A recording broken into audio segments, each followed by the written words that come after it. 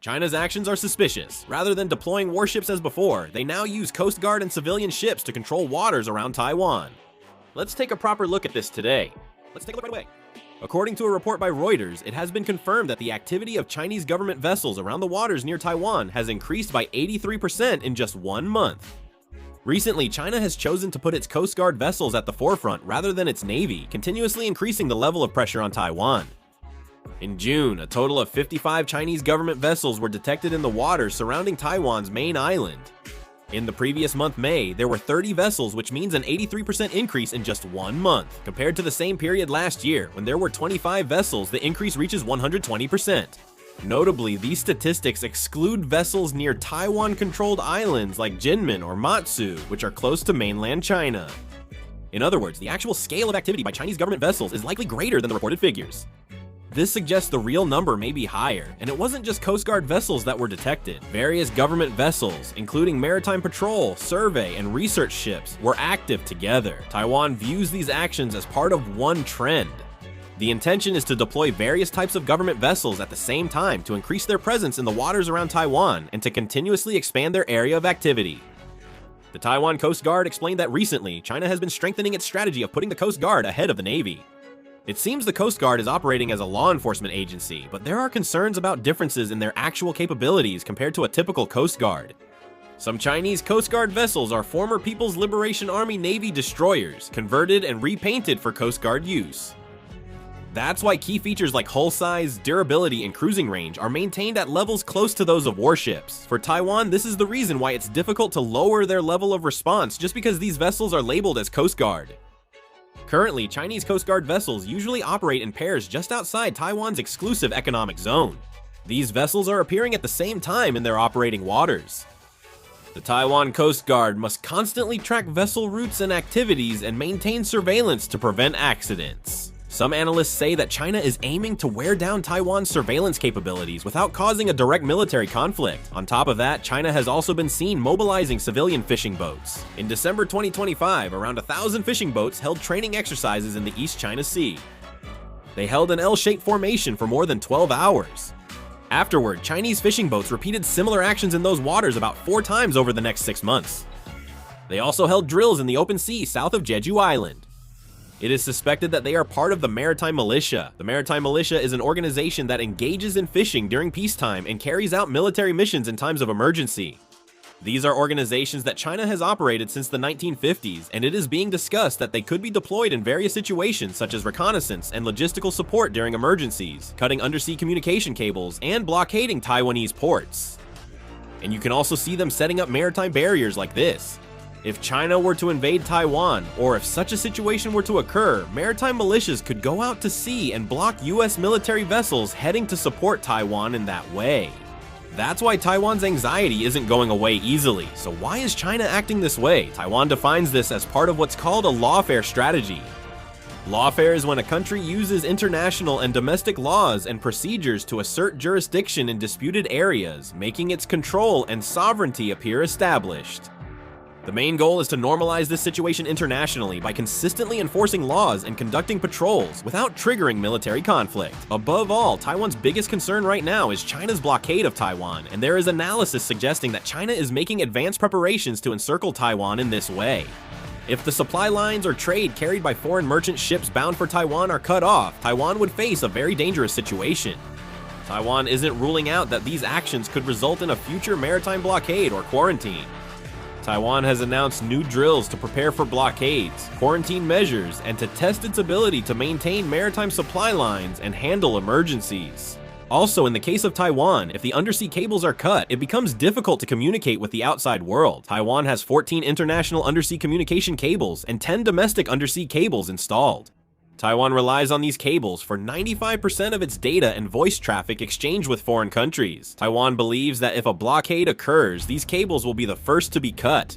Therefore, Taiwan plans to let low Earth orbit satellite communications providers like Starlink offer services in the country. Starlink may face challenges entering Taiwan due to China. Taiwan is also working with the UK's OneWeb. Compared to before, there's now a much stronger will to defend the country.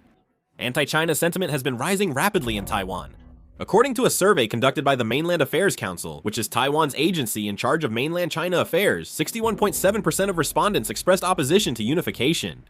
In 2005, the percentage of people opposing unification was 39%, but by 2026, it had risen to 61.7%. Consequently, the Taiwanese military's volunteer numbers are estimated to have risen by about 5,000. A Taiwanese military official said that various military manpower management policies and higher salaries have made more young people want to enlist, increasing the number of volunteer soldiers. But what we need to pay attention to here is that the scope of China's activities is changing compared to the past. Previously, the Chinese military mainly targeted the Taiwan Strait and Taiwan's western waters. These areas are near the Chinese mainland and offer easy access to Taiwan. However, recently, China has been expanding its range of activities to the eastern waters of Taiwan. From China's perspective, the eastern waters of Taiwan are a strategically very important area. This area is directly connected to the Pacific Ocean, and in the event of a conflict, it is the direction from which forces like the United States and Japan, who could support Taiwan, could approach. If China pressures only Taiwan's western waters, a link to external forces could persist, but if China also expands to the eastern waters, the situation changes. This is also why China continues to patrol and monitor the eastern seas of Taiwan. Analysis suggests China aims to pressure Taiwan militarily and control regions where external forces might approach. In particular, the eastern part of Taiwan is mountainous, making it unsuitable for large-scale amphibious operations, but it is significant because it is the main direction from which military support from the United States or Japan would come. For Taiwan, China's advance to the east puts additional pressure on its existing defense forces. Taiwan has focused its defenses on the west, facing mainland China, since an amphibious landing by the Chinese military would most likely come from that direction.